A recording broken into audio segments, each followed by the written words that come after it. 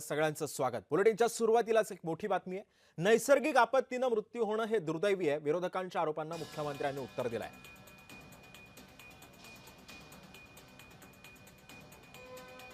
मुंबईत एकूण पावसाळ्यात जेवढा पाऊस पडतो सगळा मिळून 2318 मिलीमीटर, त्याच्या 42% पाऊस हा एकट्या 6 दिवसांमध्ये या ठिकाणी मुंबईमध्ये पडलेला आपण बघितला। आणि सहज तुलना करायची झाली तर हा दिल्लीच्या संपूर्ण पावसाळ्यापेक्षा 117%, पुण्याच्या 113%, बंगळुरूच्या पूर्ण सीझनमध्ये जो पाऊस पडतो त्याच्या 96% आहे। मला तर कधी कधी आश्चर्य वाटतं, काही लोक तर असे आहेत की एखाद कोटी खोटारडे लोक मेल्यानंतर ते पैदा झाले असते आणि लाजही वाटत नाही खोटं बोलायला।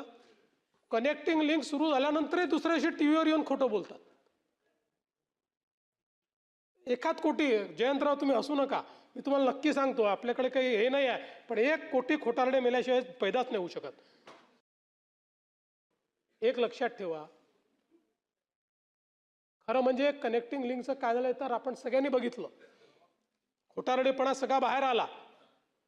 पण त्याच वेळी महायुती सरकारची हिम्मत होती म्हणून आम्ही कनेक्टिंग लिंक बांधून दाखवली।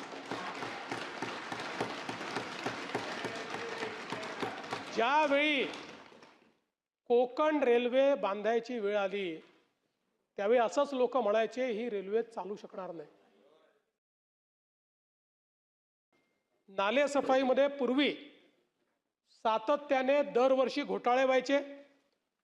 आपल्याला कल्पना आहे की मागे जेव्हा घोटाळा निघाला तर नाले सफाईमध्ये निघालेला गाळ हा ज्या वाहनातनं नेला त्या वाहनांच्या नंबर प्लेट तपासल्यानंतर काही स्कूटर निघाल्या, काही ऑटो रिक्षा निघाले, काही तर चांगल्या पद्धतीच्या कार निघाल्या। आणि म्हणून आता नव्याने मागील वर्षापासनं AIचा उपयोग करून फ्रॉड डिटेक्शनची व्यवस्था उभी केली आहे। मोठ्या प्रमाणात झाडं देखील त्या ठिकाणी उन्मळून पडली।